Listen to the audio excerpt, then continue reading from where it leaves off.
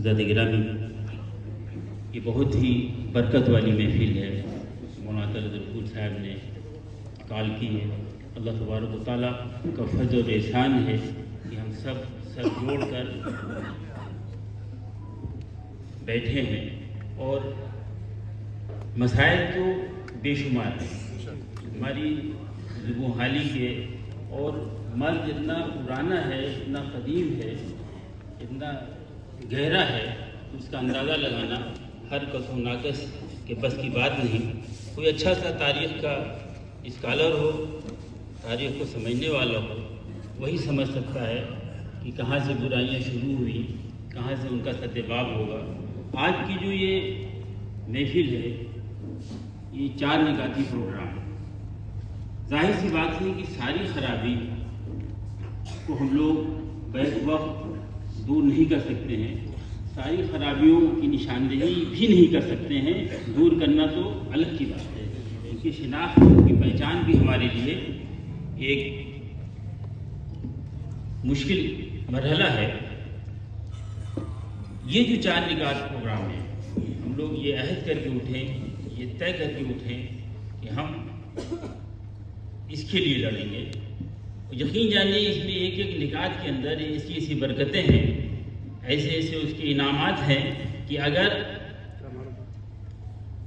ہم لوگوں نے اس پہ عمل کیا تو خود بخود نہ جانے کتنی برائیاں دور ہوں گی۔ بارات کی کثرت جب ہم روکیں گے تو ظاہر ہے کہ گاڑیاں بھی کم ہو جائیں گی، فضول خرچیاں بھی کم ہو جائیں گی، شوبازی بھی کم ہو جائے گی، ریا بھی کم ہو جائے گی۔ ریا تو اتنا بڑا جرم ہے، ریاکاری تو اتنی بڑی بیماری ہے، اتنی گہری بیماری ہے۔ سرکار فرماتے ہیں اتقوا من الشرک الاصغر، چھوٹے شرک سے بچیں۔ صحابہ نے کہا یا رسول اللہ شرک تو جان گئے، آپ نے بتا دیا کہ اللہ کے علاوہ کسی اور کو معبود ماننا، اس کے آگے سر جھکانا، اس کو لائق عبادت ماننا، یہ شرک ہے۔ ما شرک الاصغر، یا رسول اللہ چھوٹا شرک کیا ہے؟ شرک جلی تو بتا دیا، یہ شرک خفی کیا ہے؟ سرکار فرماتے ہیں الریا، دکھاوا۔ تو یہ برات کی کثرت کیا ہے؟ یہ مدینے سے رخ پھیرنے والوں کا طریقہ ہے، جن کا رخ مدینے کی سمت ہوتا ہے، جو واقعی میں مسلمان ہوتے ہیں، وہ کثرت سے بارات لے جانا، بارات، پھر وہ اہتمام، وہ گاڑیاں، وہ شور۔ آپ دیکھیں دوسرے نمبر پہ انہوں نے بتایا کہ جہیز ہونے والی خرافات پر مکمل پابندی۔ یہ بھی ایک لفظ ریا ہے، اس میں یہ چیز بھی آ گئی۔ زیادہ تر ہم لوگ دکھاوے کے لیے کرتے ہیں، جو بچیوں کے وراثت میں حق ہے اس کو ہم دیتے نہیں، گنہگار ہو جاتے ہیں، اور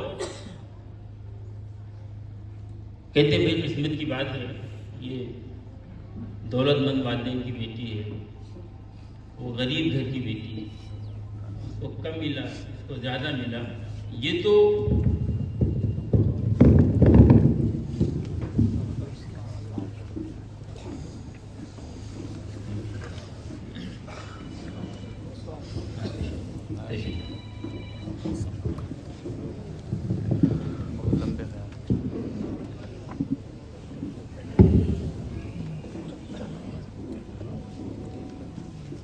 تو ایک چیز، جب ریاکاری سے ہم بچنا شروع کر دیں تو بارات کی کثرت سے بھی بچیں گے، جہیز کی لعنت سے بھی بچیں گے، اور بفر زون میں بھی اگر آپ دیکھیں، جو بفر زون بناتے ہیں بفر سسٹم کے لیے، یہ کتنا خطرناک ہے اور اس کے کتنے برے نتائج ہیں، رزق کی بربادی ہے۔ اور جب ہم اجتماعی طور پر شادی کریں گے، ساموہک بیوہ کریں گے، تو اس کے نتیجے میں ہم بے پناہ تبذر سے بچ جائیں گے، فضول خرچی سے بچ جائیں گے۔ اللہ تبارک و تعالیٰ کا ارشاد ہے ان المبذرین کانوا اخوان الشیاطین، کہ فضول خرچ لوگ جو ہیں وہ شیطان کے بھائی ہو جاتے ہیں۔ یہ چاروں نکات پر جب ہم غور کرتے ہیں تو 2 چیزیں بہت کھل کے سامنے آتی ہیں کہ کہیں نہ کہیں جو ہمارے من میں، ہمارے نفس میں دکھاوا اور شوبازی اور ریاکاری کا جو جذبہ ہے، اسی کا اظہار ان چیزوں میں ہوتا ہے۔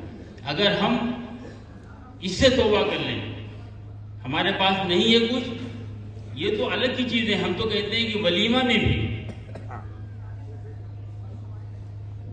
جہاں تک ممکن ہو سکے کفایت سے کام لیا جائے. اس میں بھی جو ہے ہم خاموشی کے ساتھ بہت کچھ کار خیر کر سکتے ہیں، اپنے بچوں کی بہت کچھ مدد کر سکتے ہیں، لیکن اگر ہم دکھاوے سے بچ کر اپنے شادی کے مراسم کو ادا کریں تو یقیناً وہ آقا مولا صلی اللہ تعالیٰ علیہ وسلم کی سنتوں کے مطابق ہوگا، اس میں خیر و برکت ہوگی. ہم پھر بارات کی کثرت سے بچیں گے، جہیز کے خرافات سے بچیں گے اور بفر سسٹم سے بچیں گے، سنت کے مطابق کھائیں گے، سنت کے مطابق کھلائیں گے. اور اگر اس معاملے میں آپ لوگوں نے مولانا رسول صاحب کا ساتھ دیا اور اجتماعی شادی کا اہتمام آپ کرنے لگے تو انشاءاللہ یہ تمام خرابیاں دور ہوں گی. مولا تبارک و تعالیٰ اپنی رحمت سے ہم سبوں کو دین کی سمجھ عطا فرمائے. ہر وہ چیز جو فضول خرچی کی ہے، ہر وہ چیز جو دین سے دور کرنے والی ہے، ہر وہ چیز جو نبی کریم صلی اللہ تعالیٰ علیہ وسلم کی سنتوں کو چھوڑنے والی ہے، ترک کرنے والی ہے، مولا تعالیٰ ہم سب کو اس سے محفوظ و معمون فرمائے. وآخر دعوانا الحمد